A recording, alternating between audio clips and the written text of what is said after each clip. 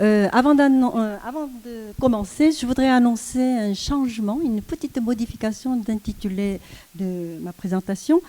Alors, c'est Sonyo-sang, ou Statue de la paix, représentation des femmes de réconfort et son ampleur socio-historique. Alors, en Corée, aucune statue n'a attiré l'attention ni animé longuement les polémiques autant que la statue de la paix. Elle évoque le nationalisme, le postcolonialisme, le féminisme, etc. C'est une statue d'une jeune fille en bronze représentant les femmes déportées victimes de l'esclavage sexuel de l'armée impériale du Japon entre 1931 et 1945. Notre communication examine les discordes de la mémoire collective des deux côtés et le rôle socio-historique de cette statue de la paix érigée en place publique. Les victimes refusent les accords de 1965 et 2015 entre deux gouvernements japonais et coréens, et le droit international donne raison aux victimes à leur droit fondamental de revendication. Pour cette communication, je m'appuie principalement sur les données de deux pays. Côté japonais, sur Dotsuka et Etsuroga, et auteurs de ce ne sont pas des femmes de réconfort, mais des esclaves sexuels, et Minegishi Kentaro, auteur de l'armée de l'empereur et l'esclavage sexuel. Et côté coréen, sur Histoire de 20 ans du Conseil coréen pour les femmes enrôlées dans l'esclavage sexuel militaire et recueil des témoignages des victimes. Il faudrait peut-être commencer par un petit rappel historique. Quelle était l'origine de l'esclavage sexuel en Asie ? En 1931, le Japon lance la guerre en Mandchourie. Et le premier bordel de l'armée japonaise est installé par la marine impériale en 1932 à Shanghai, et lançant l'esclavage sexuel étatique pour l'armée. Après 1937, le Japon occupe Shanghai et Nanjing, siège du gouvernement chinois. Il multiplie les bordels militaires dans les bases militaires. Le Japon, ayant un besoin de femmes en plus des prostituées japonaises adultes, a déporté par la force le rap, la rafle, l'escroquerie à la promesse d'un emploi bien payé d'ouvrières, de cuisinières, de blanchisseuses, d'aides-soignantes, etc., et des femmes souvent jeunes de 14 pays asiatiques, et devant servir sexuellement 3 millions de militaires japonais. Environ 200 000 femmes sont enrôlées. La majorité des jeunes coréennes, on ne sait pas le nombre exact, faute de chiffres officiels. Alors les Chinois avancent 400 000, et j'ai lu récemment sur un journal hollandais qui avance 500 000 victimes. Mais moi, j'ai pris le plus modeste, 200 000. Alors, quel était le sort des esclaves sexuels ? Mauvais traitement, soumission absolue, viol de masse, vie carcérale, service de entre 10 et 50 hommes par jour, même malades, ou durant leurs règles, voire leur grossesse. Et voilà ce qu'était la vie et l'hygiène des bordels réglementés de l'armée. La plupart sont mortes de maladies, de bombardements, des coups, de suicides, de meurtres. Seuls 25% des femmes ont survécu. Après 1945, livrées à elles-mêmes, abandonnées sur place, certaines y sont restées à l'étranger, d'autres sont rentrées en Corée. La plupart, traumatisés par ce calvaire, n'ont jamais pu mener une vie normale à cause de troubles psychologiques et douleurs physiques, honte, culpabilité. Le retour en Corée se heurta à l'hostilité. Famille, amis, société les ont rejetés comme une souillure, une honte pour leur communauté. Personne, pas même le gouvernement, ne se soucia d'elles et pour survivre, elles ont dû faire n'importe quoi, y compris la prostitution. La société patriarcale et sa valeur suprême, qui est la chasteté des femmes, ne pouvait pas tolérer ces filles violées par des militaires japonais. Il fallut 50 ans pour briser le silence. En 1991, Madame Kim Hak-sun, à l'époque, elle avait 67 ans, elle a porté plainte pour esclavage sexuel au tribunal de Tokyo contre le gouvernement japonais. Sa déclaration libéra la parole d'autres esclaves, des autres esclaves sexuels, coréennes et asiatiques et non asiatiques, parce qu'il y avait des néerlandaises et australiennes également. Seules 238 coréennes se sont déclarées comme victimes et seules 10 vivent encore en Corée.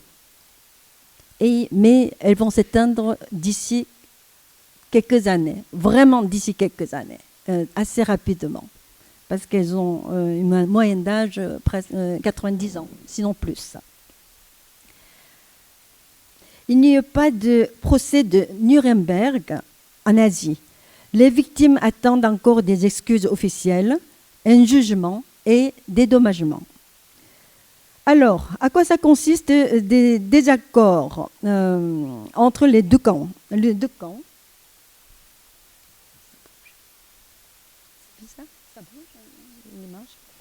Alors, position du gouvernement japonais.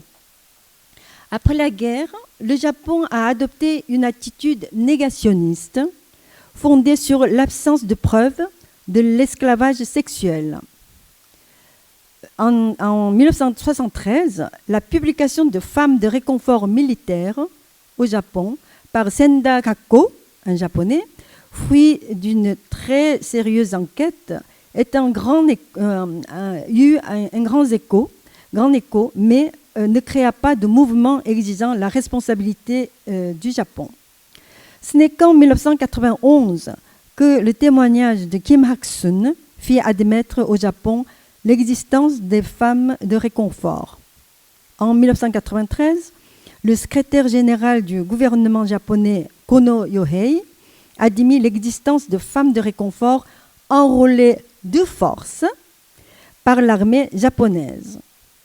En 1995, le Japon créa un fonds pour les femmes asiatiques, qui est un fonds privé, que les victimes coréennes refusent catégoriquement car il n'y a ni acceptation de responsabilité juridique, ni jugement des coupables, ni dédommagement officiel du gouvernement qu'elles attendent.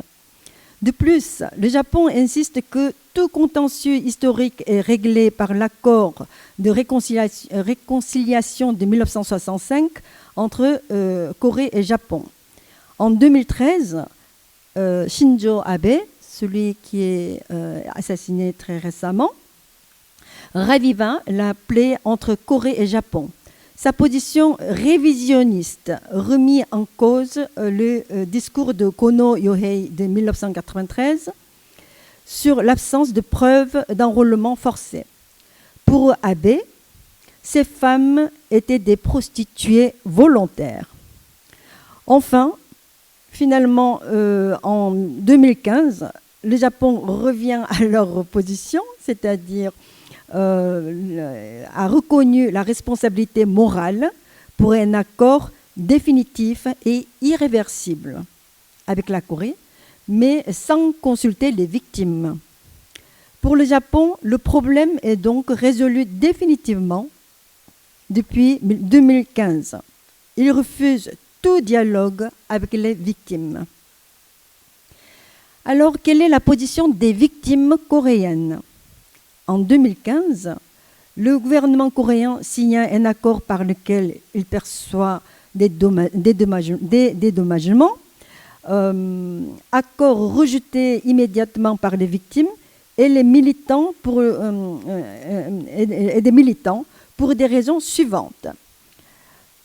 Premièrement, il a été signé sans consulter préalablement les victimes, qui sont les sujets de l'accord.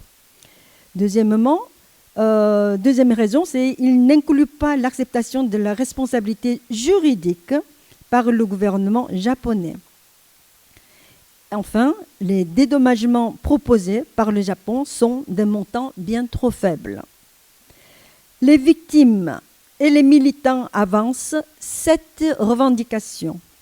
Admettre le crime de guerre, rétablir les faits, présenter des excuses sincères et officielles, des dédommagements juridiques et non uniquement moraux, le jugement des responsables de crimes de guerre, indiquer les faits dans les manuels scolaires, enfin, construire des lieux de mémoire et conserver des archives.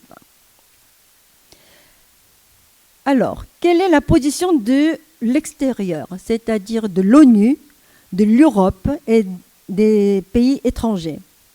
Pour le droit international, il s'agit d'une violation de la Convention internationale de 1921 contre la répression de la traite des femmes et des enfants, signée par le Japon, et de la Convention de l'Organisation internationale du travail sur le travail forcé de 1930, signée également par le Japon. Le droit international confirme que les citoyens, les civils, ont droit à un procès contre le gouvernement japonais, malgré les accords signés entre les deux gouvernements. Le Congrès américain, par sa résolution de juillet 2007 sur les femmes de réconfort, demande au Japon de s'excuser auprès des victimes et de rapporter les faits dans les manuels scolaires. L'ONU, quant à l'ONU, l'ONU continue d'inviter le Japon à présenter ses excuses sincères et à prendre des mesures responsables. Le Parlement européen, en 2007, a adopté une résolution sur la prostitution forcée en Asie avant et pendant la Seconde Guerre mondiale, demande au Japon d'admettre envers les victimes sa responsabilité historique et juridique. Mais le droit international, sauf tribunal pénal international de La Haye, n'est pas assorti de moyens d'exécution forcés. C'est un droit en grande partie principiel. C'est comme quoi le Japon donc, ne respecte pas ces recommandations. Alors, quels sont les messages symboliques de la Statue de la Paix? La statue a été installée en 2011 lors du 1000e rassemblement de mercredi, qu'on appelle Suyojipe, en hommage aux victimes de l'esclavage sexuel par l'armée impériale japonaise.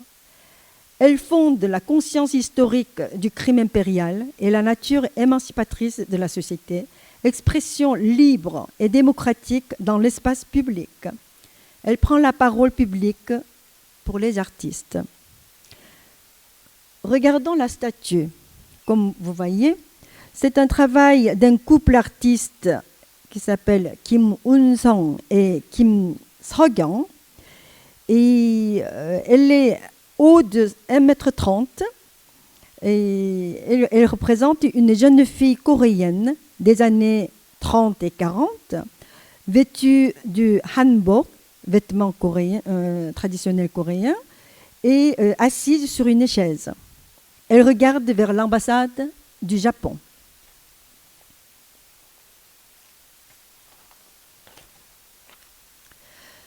Selon l'artiste, ses cheveux irréguliers,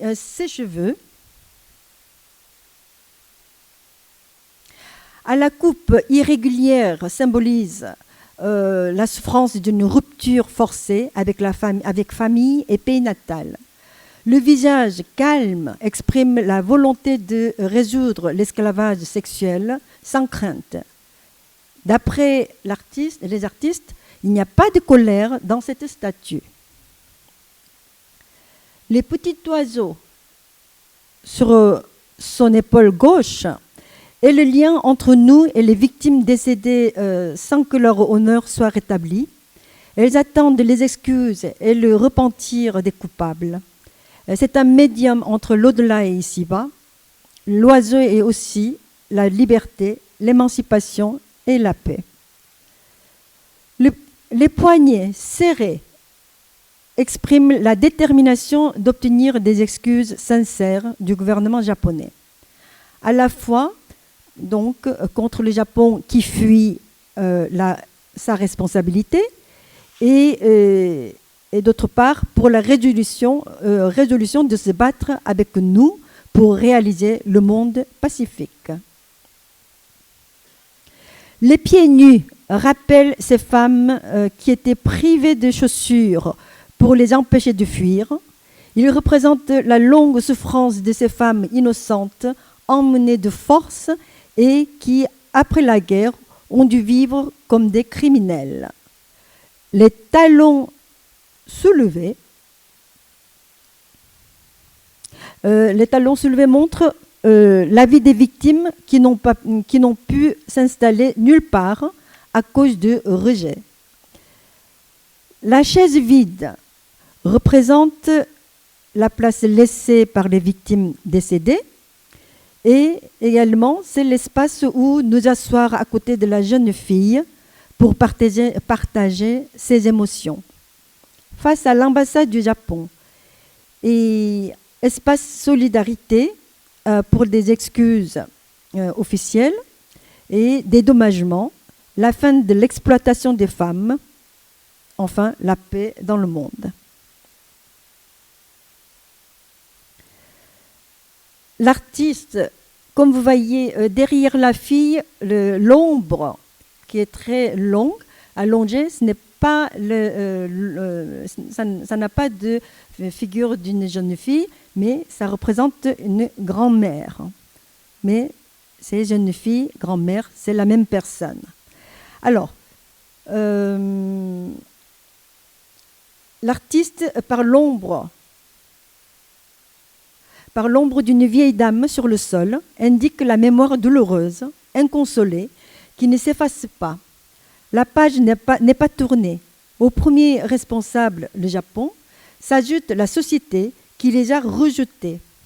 Les bourreaux sont multiples. Vous voyez le papillon au milieu, dans la poitrine, sur la poitrine.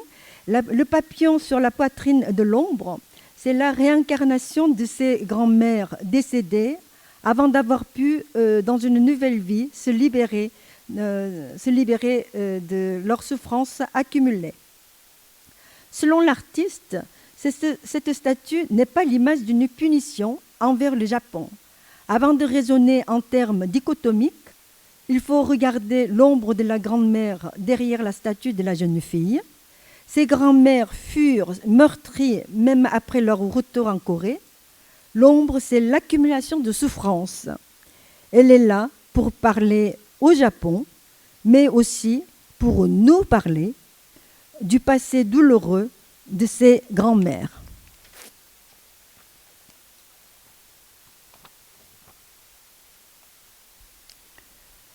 Alors, l'ampleur sociale. Depuis 1992, tous les mercredis, la statue rassemble militants et sympathisants pour défendre les victimes de l'esclavage sexuel. Elle est devenue une icône du combat contre l'esclavage sexuel et, par extension, pour la justice, la démocratie, le droit des femmes et l'égalité des sexes et la tolérance envers tous les opprimés. Le 8 mars 2023, c'est-à-dire hier, c'était un mercredi, donc, et ça marque le 1596e rassemblement en 31 ans. C'est le record mondial. C'est un bon exemple de l'art social invitant au débat. De même, la statue lie communication artistique et communication sociale. Des jeunes y veillent la nuit pour empêcher son enlèvement et protester contre l'accord entre gouvernements. Comme vous voyez, ils sont couverts d'un plastique parce que les policiers empêchent d'installer les tentes. Donc, la nuit, ça descend jusqu'à -10. Ils passent la nuit pour garder la statue. Et la statue engendre un consensus social. L'empathie se crée. S'il fait froid, des passants lui passent une écharpe autour du cou. S'il pleut, il y pose un parapluie ou un bonnet. Certaines lui tiennent la main, lui caressent le visage. Alors que les statues sont en général inaccessibles et intouchables, celles-ci créent une communion entre l'humain et l'art. Ainsi, si les artistes créent selon leur inspiration, la compréhension de leur œuvre ne dépend plus des artistes eux-mêmes, mais des spectateurs. Dans la statue de la paix, certains voient le calvaire des jeunes filles déportées, d'autres l'inégalité sociale, car la plupart des déportés étaient des filles de la campagne, de familles pauvres. Les féministes y voient la violence masculine et l'abus du pouvoir patriarcal. La statue rétablit l'honneur des femmes de réconfort cachées dans l'ombre et par la honte de leur passé. Elle confirme l'innocence des victimes, donne la parole à la minorité opprimée et noue une communion entre elles et les citoyens. La multiplicité des opinions qu'elle suscite vivifie la démocratie. Les rassemblements du mercredi, lancés par un petit groupe au départ, ont fédéré petit à petit plusieurs groupes sociaux autour de valeurs. Les femmes de réconfort méprisées pendant 50 ans par la société coréenne sont réconciliées avec le monde. Ces femmes, avant maudites, font désormais partie de nous-mêmes. On assiste à une multiplication des statues. On compte en Corée plus de 120 statues de la paix et cela se propage dans d'autres pays également. Commencer par le Japon et puis une dizaine aux États-Unis, au Canada, en Australie, en Chine, en Allemagne et puis le dernier c'est aux Pays-Bas qui a obtenu l'autorisation, mais je ne pense pas que c'est déjà installé, mais ce sera installé très bientôt.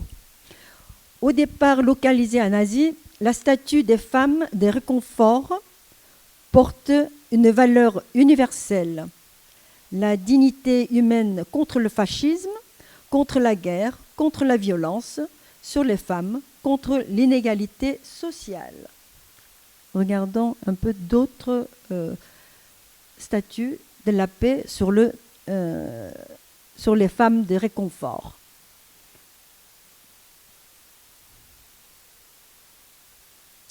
Là, c'est fait en coopération avec entre artistes coréens et chinois.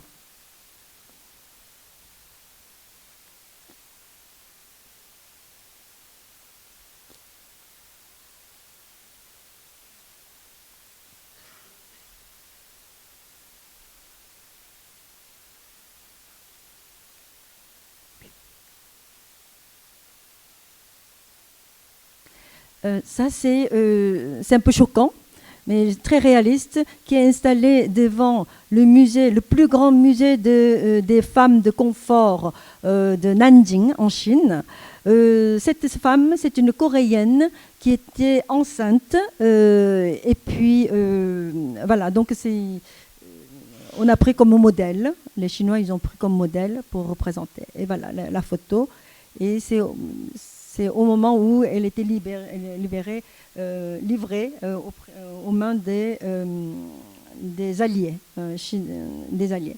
Là, ce sont des filles, ça c'est le règlement à l'intérieur de bordel militaire, des hommes qui font la queue, les filles qui changent, qui se déplacent dans un camion pour aller au front de guerre.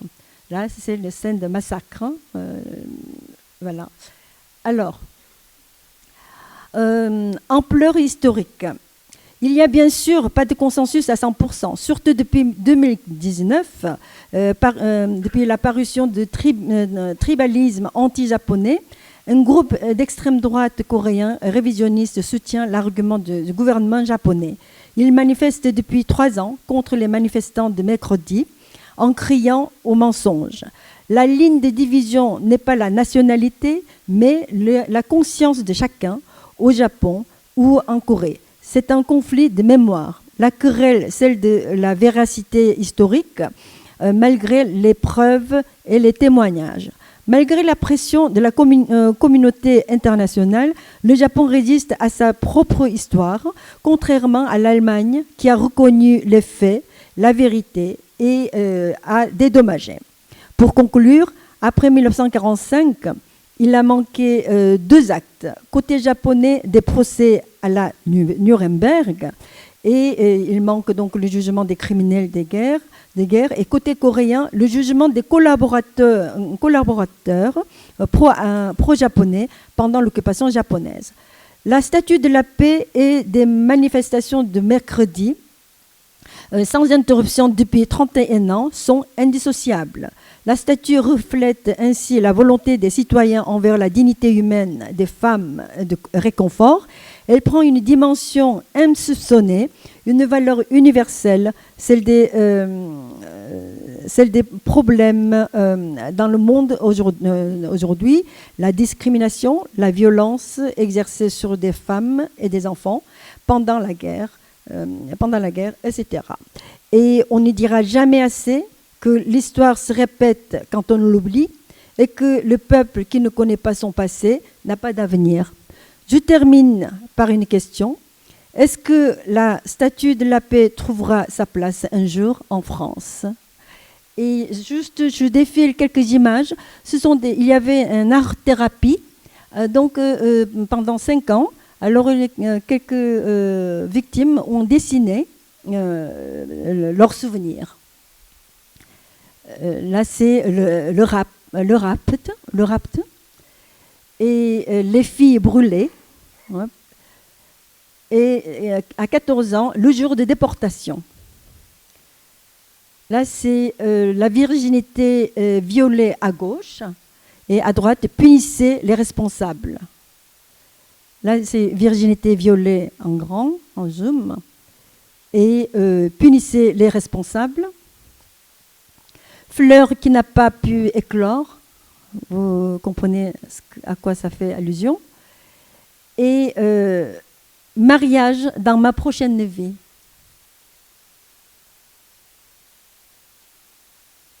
Merci beaucoup.